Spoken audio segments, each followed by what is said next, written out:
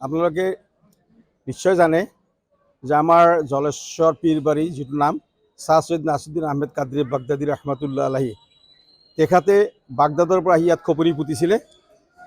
এইটো তেখেতৰ মৃত্যু বাৰ্ষিকী হিচাপে তেখেতে 1935 ইয়াত এক্সপায়াৰ্ড হৈছে, মৃত্যুবৰণ কৰিছে। তাৰ পিছৰ পৰা ইয়াত ইছালে সোৱাব তেখেতৰ নামত পতা হয়। আমি ইয়াত আজি এইটো 89তম 89 ডে 89তম মৃত্যুবাৰ্ষিকী পালন কৰিবলৈ আহিছোঁ ইছালে সোৱাব মেহফিল হিচাপে। গতিকে যোৱা 3টা বছৰ আমি কৰোণাকাৰে কৰিব পৰা নাছিলোঁ।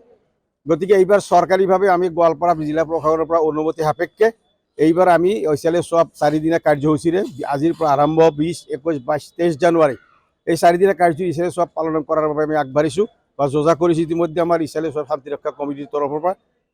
তো আমাৰ 20, 21, 22, 23 তাৰিখে আমি আখৰি মনাজাত হ'ব।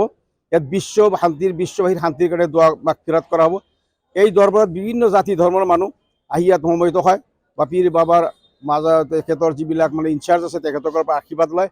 গতিকে আমি আশা কৰিছোঁ সৰ্বসাধাৰণ ৰাইজৰ পৰা, ধৰ্মৰ পৰা, ৰাইজৰ পৰা, স্থানীয় যুৱ বন্ধুসকলৰ পৰা, আপোনালোকৰ সাংবাদিক বন্ধুসকলৰ পৰা সৰ্বত্ৰ সহায় বিচাৰিছোঁ যাতে আমি 4 দিনীয়া কাৰ্যসূচীটো ইছালে সোৱাব শান্তিপূৰ্ণভাৱে উদযাপন কৰি বিশ্ববাসীৰ শান্তিৰ কাৰণে আমি দোৱা মাগফিৰাত কৰিব কামনা কৰোঁ।